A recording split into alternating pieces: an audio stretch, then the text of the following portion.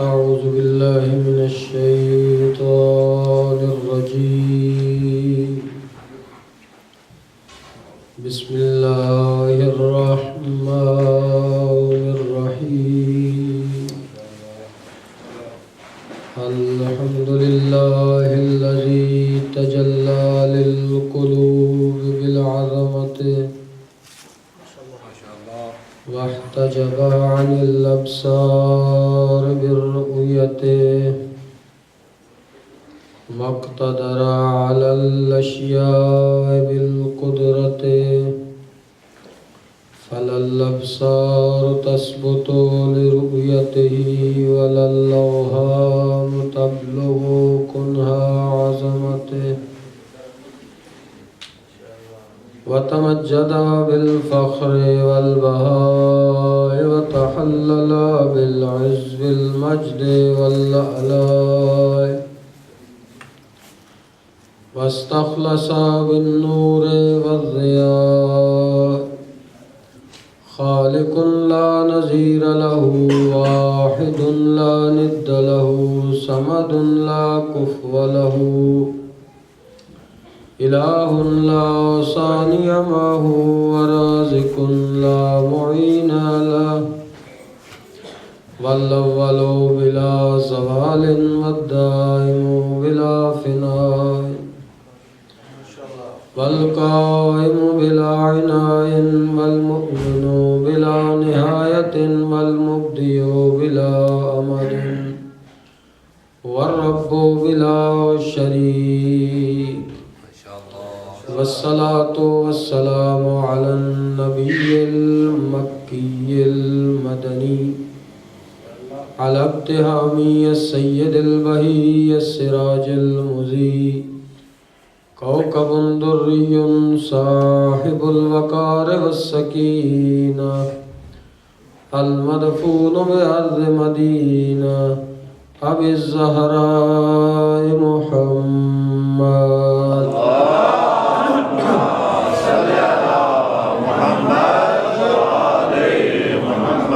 لعن الله على أعدائهم ظالميهم ومخالفيهم ومعانديهم ومنكري فضائلهم ومراتبهم ومدعي شؤونهم ومراتبهم من الأولين والآخرين. أما بعد فقد قال الله تبارك وتعالى في كتابه المجيد وفرقانه الحميد وقوله الحق. بسم الله الرحمن الرحيم. وما محمد إلا رسول صلوات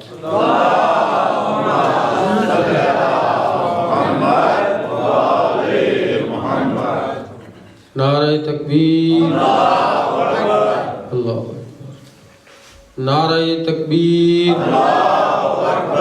اللہ اکبر، نعرہ رسالت نعرہ رسالت مل کے نعرہ حیدری حیدری حسینیت حسینیت یزیدیت یزیدیت مل کے محمد و آل محمد کی ذات پہ صلوات سارے اللہم صلی علی محمد و آل محمد. میرے نہایت ہی قابل سعادت احترام بزرگ و دوستو، خالق کائنات اپنی بے عیب اور لا ریب کتاب میں ارشاد فرما رہا ہے وَمَا مُحَمَّدٌ إِلَّا رسول. محمد مصطفیٰ نہیں ہے مگر اللہ کے رسول ہیں. سب سے پہلی بات، اگر عظمت حسین کو سمجھنا ہے تو پہلے مقام رسالت کو سمجھنا پڑے.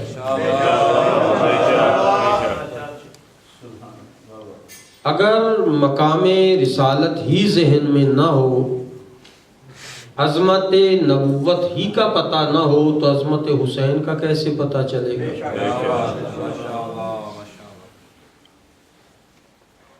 پیغمبر گرامی کے بارے میں اللہ نے کہا کہ محمد میرے رسول ہیں۔ میرے بزرگوں دوستو،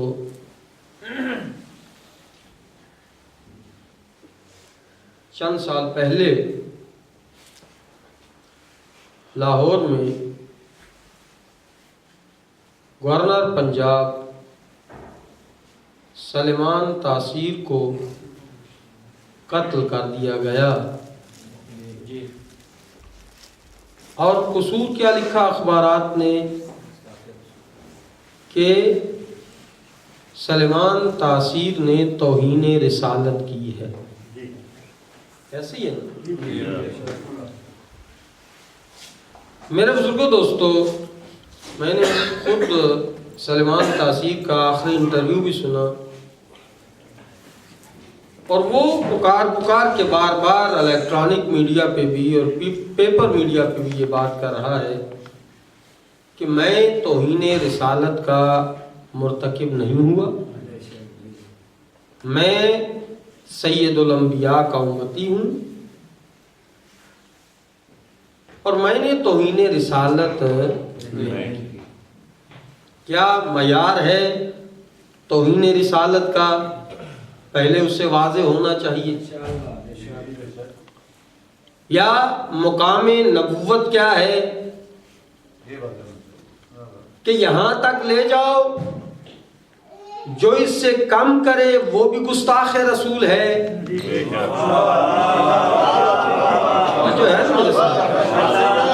جو اس سے اوپر لے جائے وہ بھی گستاخ رسول ہے۔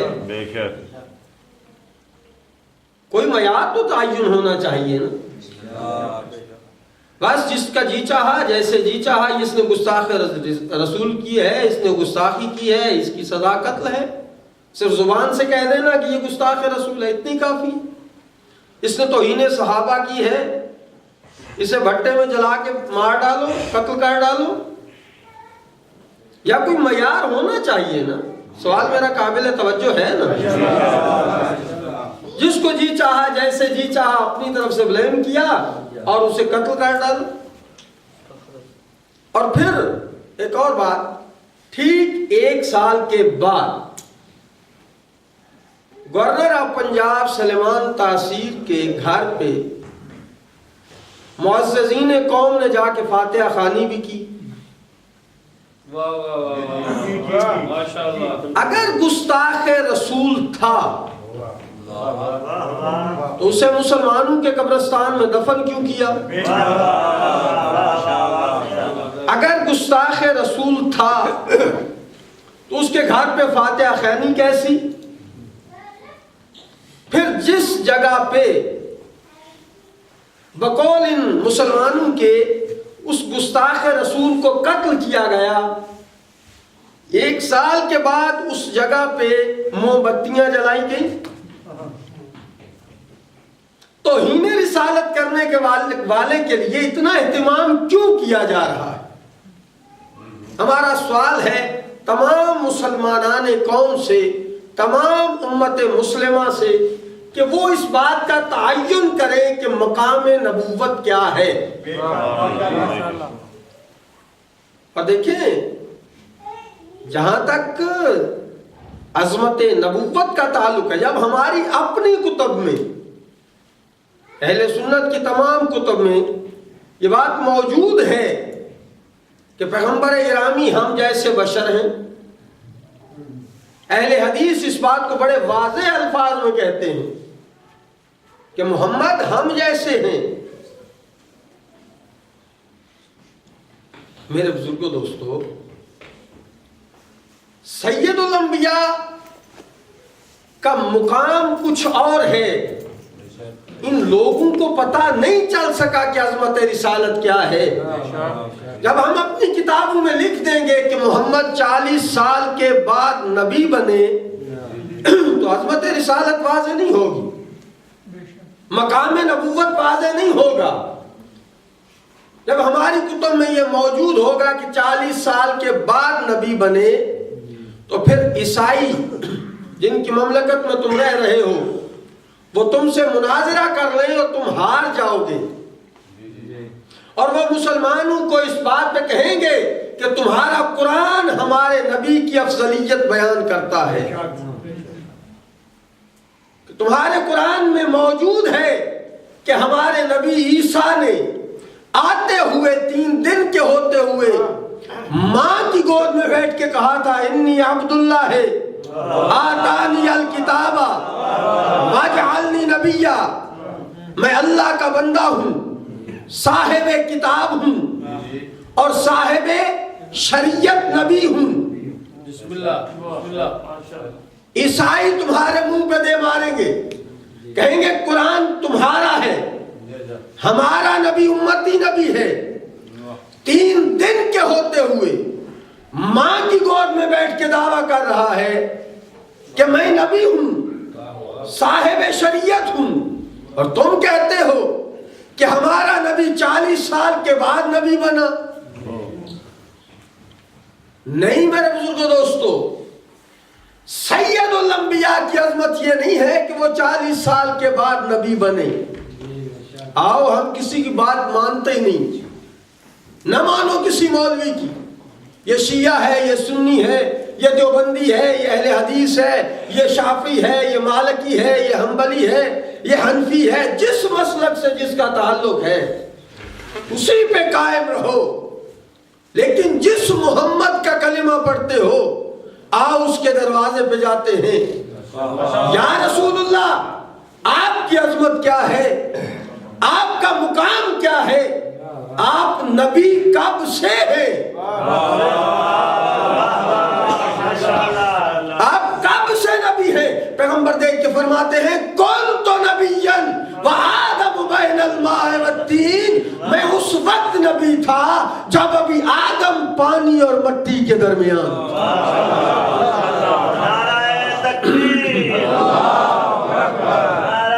رسالت، نعرہ حیدری، نعرہ خوشنودی امام زمان علیہ الصلوۃ والسلام، بلندتر صلوات۔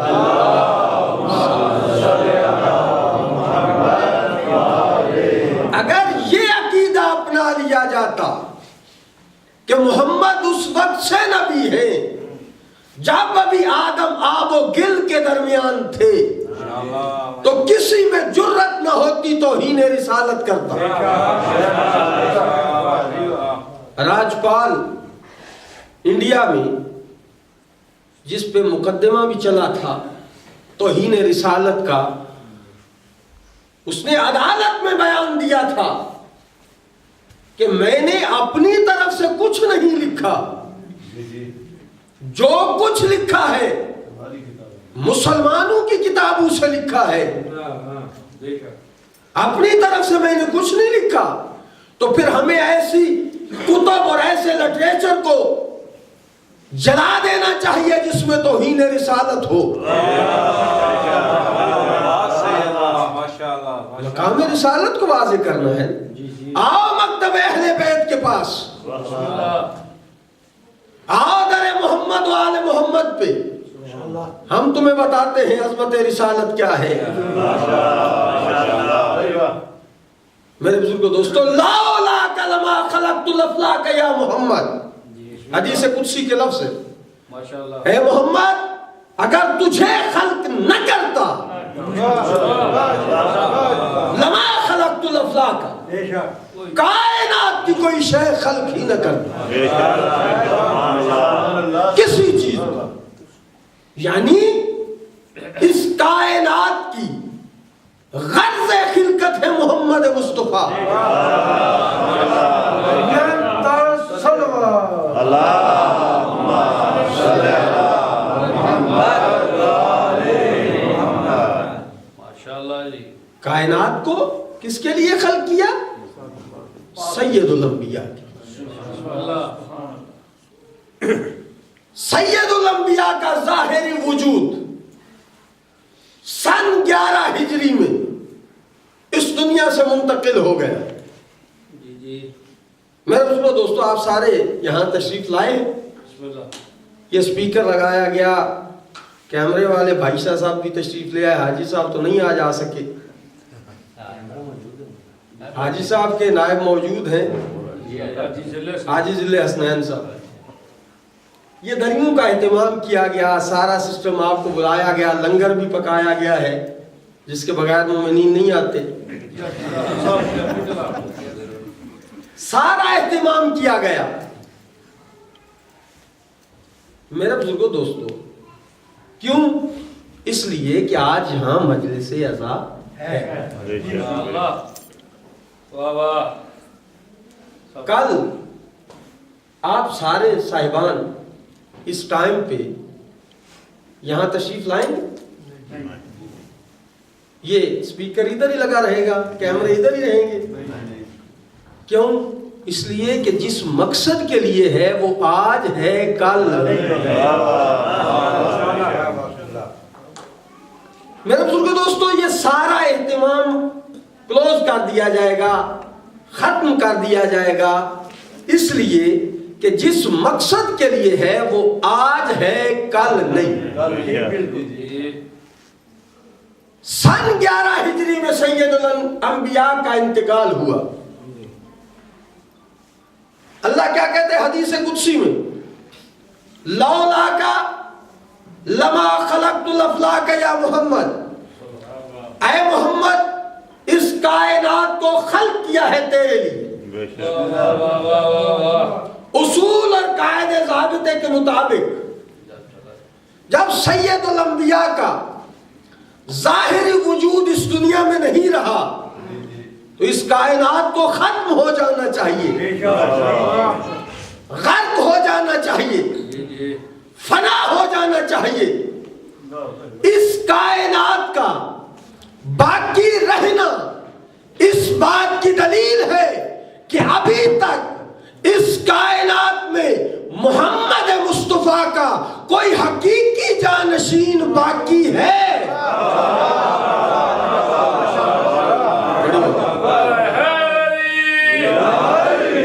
جس کی وجہ سے یہ کائنات باقی ہے. صرف محمد کے لیے اس کائنات کو خلق کیا. آؤ حدیث قدسی کے حدیث قصہ کے لفظ پڑھو. کس کس مخلوق کے لیے خالق نے اس کائنات کو خلق کیا؟ حدیث قصہ بڑی بابرکت دعا ہے. کہتے ہیں گھر میں کسی قسم کی پریشانی ہو, آفات و بلیات نے گھیرا تنگ کر رکھا ہو, تنگی رزق ہو, شب جمعہ کو سیدہ کا وسیلہ دے کے اس دعا کو اپنے گھر میں پڑھا کرو, خالق کتنی برکت دے گا, تمام پریشانیاں دور ہو جائیں گی. اس حدیث قصہ میں لفظ موجود ہیں کہ اللہ نے کس کس مخلوق کے لیے اس کائنات کو خلق کیا. حدیث قصہ میں خالق فرماتا ہے ما خلقت السماء مبنیۃ ولا ارضا مدحیۃ ولا شمسا مضیۃ ولا قمرا منیرا ولا فلکا یدور ولا بحرا یجری ولا فلکا تسری الا فی محبت ہؤلاء الخمسۃ الذین هم تحت القصار. خدا دے کہ کہتے ہیں سمجھنے کی کوشش کرو میں نے کس کس مخلوق کے لیے اس آسمان و زمین کو خلق کیا, اس کائنات کو خلق کیا ہے. دیکھ کے کہتے ہیں یہ میری زمین کا فرش نہ ہوتا, یا آسمان کا رنگین عرش نہ ہوتا, یا آفتاب و مہتاب کی قندیلیں نہ ہوتی, یہ ستاروں کے کمکمے نہ ہوتے, یہ دریا کے سینے کو چیرتی ہوئی کشتیاں نہ ہوتی, یہ ہوا جا کے پہاڑوں سے نہ ٹکراتی, ٹکرا کے ابر نہ بنتے, ابر نہ بنتے بادل نہ ہوتے, بادل نہ ہوتے بارش نہ ہوتی, بارش نہ ہوتی پودے نہ ہوتے, پودے نہ ہوتے پھل نہ ہوتے, پھل نہ ہوتے کائنات کی رنگینی نہ ہوتی. اللہ نے کہ کہتے کوئی مخلوق اس غرور میں نہ رہے. آدم نہ تو ہوتا نہ تیرا علم ہوتا, نوح نہ تو ہوتا نہ تیرا علم ہوتا, یحییٰ نہ تو ہوتا نہ تیرا زہد ہوتا, یعقوب نہ تو ہوتا نہ تیرا حسن ہوتا, یوسف نہ تو ہوتا نہ تیرا حسن ہوتا, ابراہیم نہ تو ہوتا نہ تیری خلت ہوتی, عیسیٰ نہ تو ہوتا نہ تیرے مناجات ہوتے، نہ تورات ہوتی نہ زبور ہوتی نہ انجیل ہوتی نہ قرآن ہوتا نہ قاری ہوتے، نہ جنت ہوتی نہ جنتی ہوتے، نہ کوثر ہوتا نہ ساقی ہوتا نہ پیمانہ ہوتا، نہ آغاز ہوتا نہ انجام ہوتا، نہ ظاہر ہوتا نہ باطن ہوتا، نہ ابتدا ہوتی نہ انتہا ہوتی۔ اے سید الملائکہ جبرائیل، نہ تو ہوتا نہ تیرے سر پہ سید الملائکہ کا تاج ہوتا، اے ملک الموت، نہ تو ہوتا نہ تیرا ارواح پہ راج ہوتا۔ میں اللہ نے جن و ملک کو، عرض و فلک کو، ابتدا و انتہا کو، آغاز و انجام کو، ظاہر و باطن کو، تحت الثری سے لے کے عرش اولی تک خلق کیا ہے ان پنج تن پاک کے صدقے۔ نعرہ تکبیر، نعرہ رسالت، نعرہ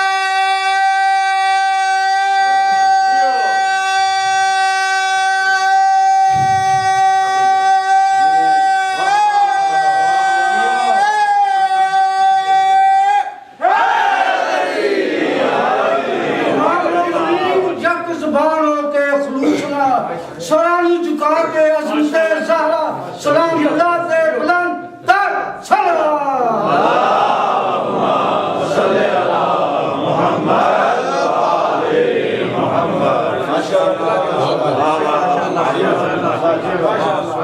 صرف محمد کے لیے نہیں،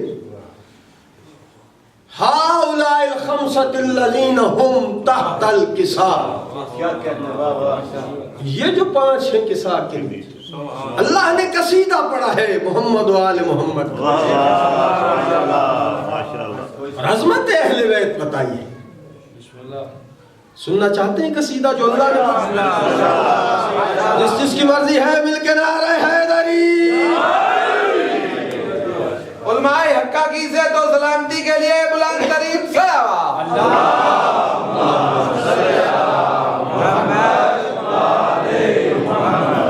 اللہ دیکھ کے دبا عزتی و جلالی، سار اٹھانا سمجھ آئے بولنا ضروری، آپ بہت زیادہ ہیں۔ بسم اللہ ماشاءاللہ۔ مجھے میری عزت کی قسم، مجھے میرے جلال کی قسم، وعزتی و جلالی، جو ان کے قصیدے کا منکر ہوگا نہ اس کی عزت بچے گی نہ اس کا جلال رہے گا۔ وعزتی و جلالی، مجھے میری عزت کی قسم، مجھے میرے جلال کی قسم، ہؤلاء اہل بیتی، تعارف کس کا کروایا جا رہا ہے؟ اہل بیت کا۔ ہؤلاء اہل بیتی، یہ میری اہل بیت ہیں کون کون؟ کہتے پہلے سمجھو یہ وہ ہے کہ ان کا خون میرا خون ہے، ان کا گوشت میرا گوشت ہے، ان کا پوست میرا پوست ہے، لحموں کا لحمی، جسموں کا جسمی، دموں کا دمی، یعلمنی ما یعلمہم ویحزننی ما یحزنہم، انا حرب لمن حاربہم ومحب لمن احبہم، انہم منی وَأَنَا مِنْهُمْ۔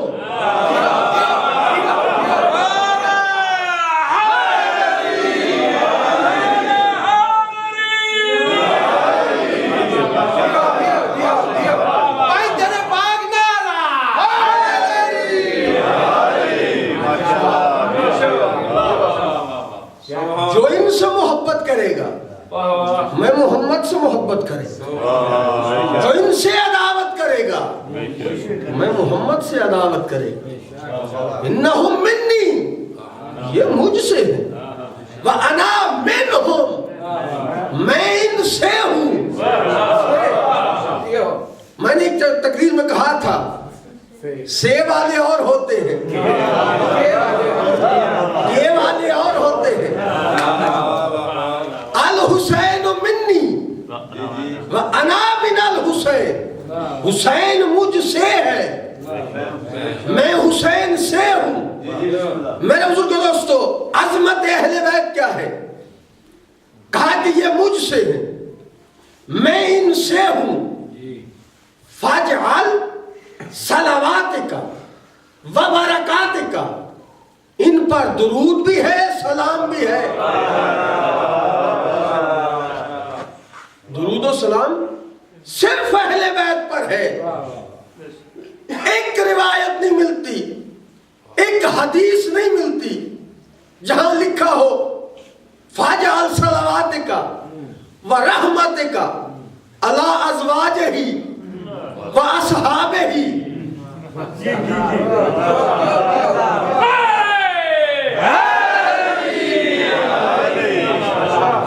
رب اکبر کی قسم، حدیث کے لفظ یہ ہیں کہ درود ہے ہی محمد و آل محمد جو درود کے قابل ہے۔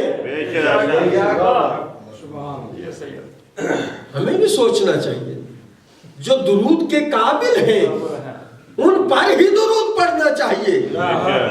برائے خوشنودی محمد و آل محمد بلند تر صلوات۔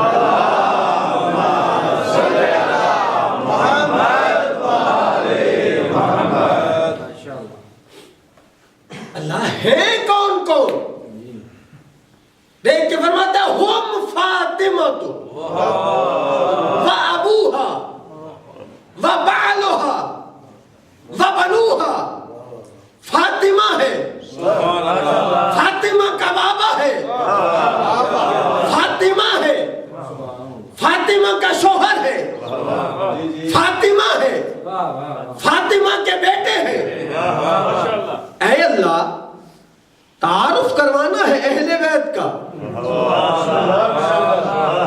اور اس گھرانے کے سربراہ کا نام ہے سید الانبیاء۔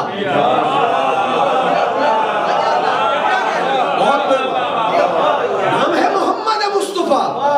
اللہ یہ کہہ دے ایک محمد ہے، ایک محمد کی بیٹی ہے، ایک محمد ہے، ایک محمد کا داماد ہے، ایک محمد ہے، دو محمد کے نواسے ہیں۔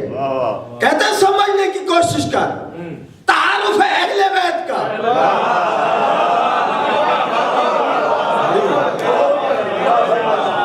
تعارف ہے اہل بیت کا، رسول کے ذریعے نہیں، بطول کے ذریعے ہے۔ ہم فاطمہ وابوہا وبعلہا وبنوہا۔ فاطمہ ہے، فاطمہ کا بابا ہے، فاطمہ ہے، فاطمہ کا شوہر ہے، فاطمہ ہے، فاطمہ کے بیٹے ہیں۔ اللہ دے کے کہتے ہیں تعارف ہے اہل بیت کا، تعارف ہے اہل بیت کا۔ رسول کے ذریعے سے نہیں کرواؤں گا، اس لیے کہ اگر رسول کے ذریعے سے کرواؤں تو کل کو کوئی بھی کہہ سکتا ہے میں بھی رسول کا رشتہ دار ہوں، میں بھی داماد رسول ہوں، میں بھی رسول کی بیٹی ہوں۔ تعارف ہے اہل بیت کا، رسول کے ذریعے نہیں کرواؤں گا، بطول کے ذریعے کرواؤں گا، تاکہ قیامت تک آنے والی نسلوں کو پتہ چل جائے کہ رسول کے رشتہ دار اہل بیت نہیں ہوتے، بطول کے رشتہ دار اہل بیت ہوتے ہیں۔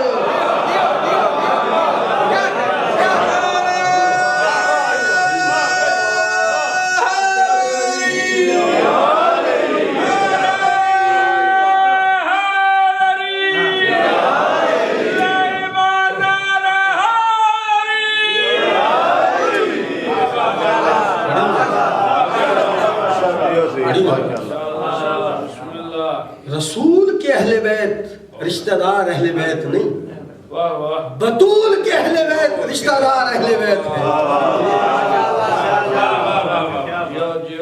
اللہ کہتا ہے ہم فاطمہ وابوہا وبعلہا وبنوہا۔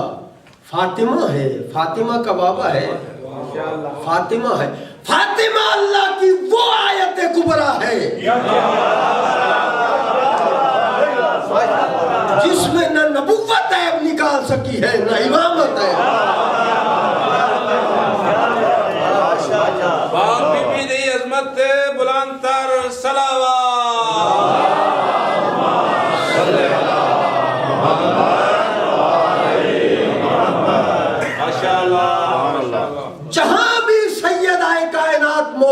ہیں بسم اللہ. وہاں مرکزیت سیدہ کو ہے.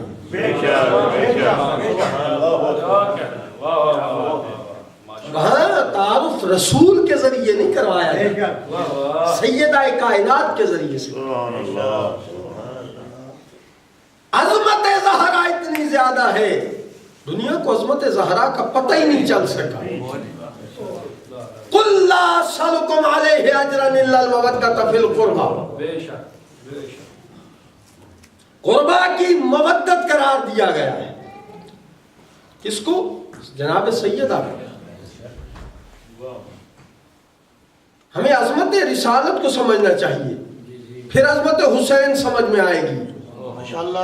جس رسول کی عظمت یہ ہے کہ وہ اس وقت نبی تھا جب ابھی آدم آب و گل کے درمیان تھے،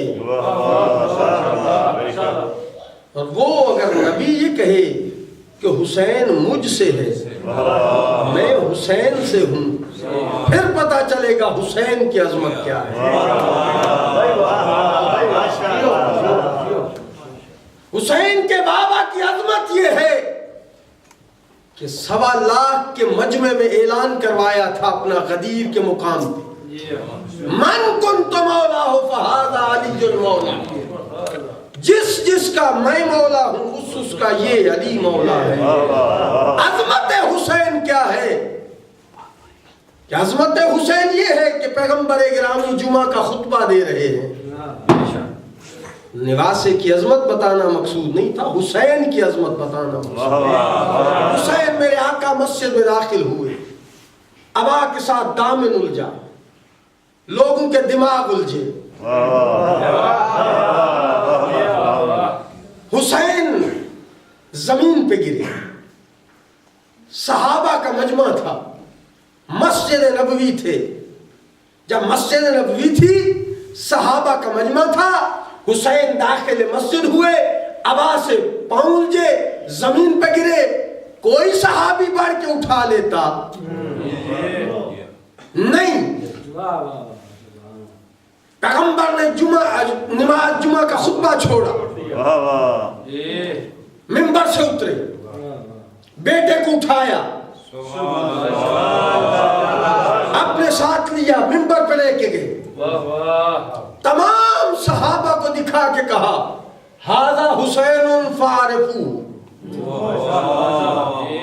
یہ میرا بیٹا حسین ہے، فاعرفوہ، اسے پہچان لو.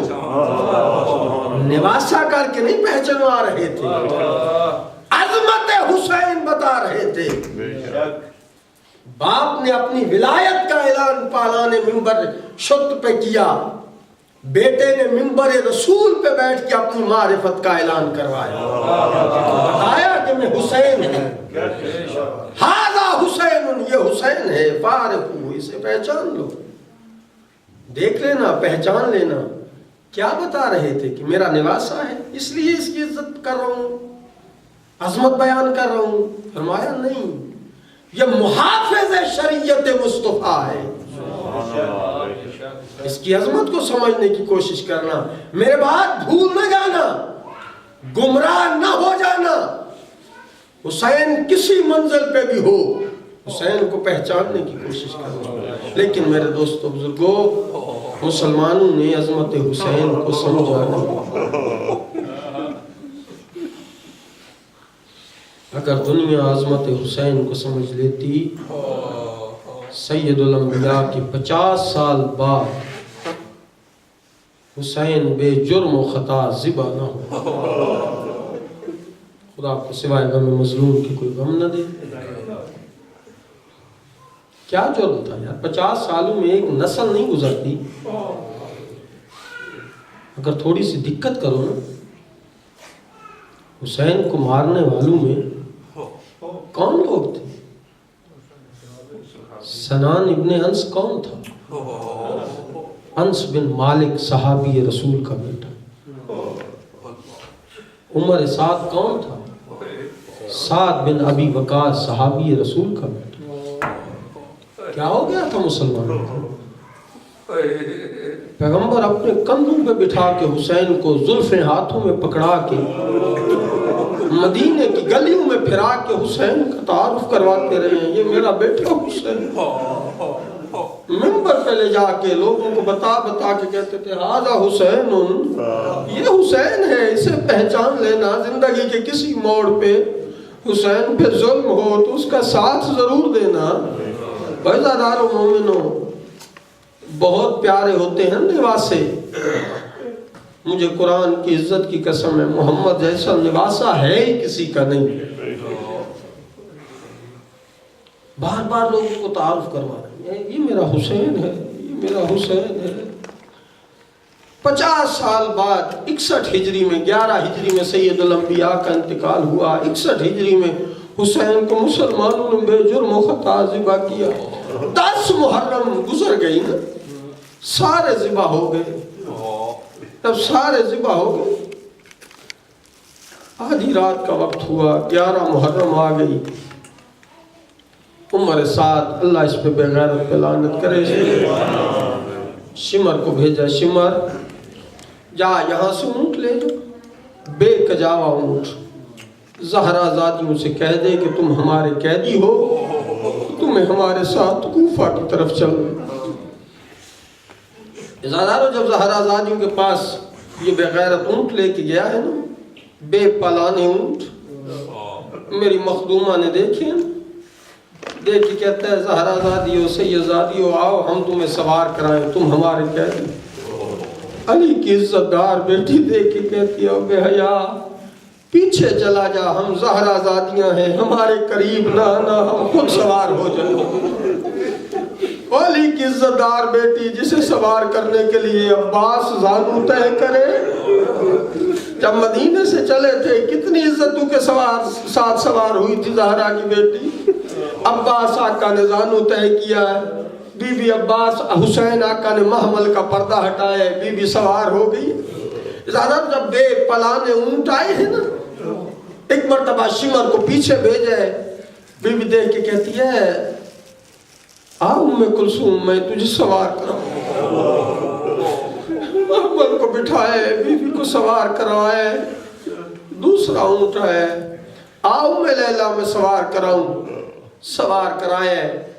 ساری بیویوں کو سوار کرا کے نا، ایک مرتبہ سفید بالوں والی مخدومہ فضا باجی دیکھ کے کہتی اماں فضا آج تجھے بھی زینب سوار کروائے۔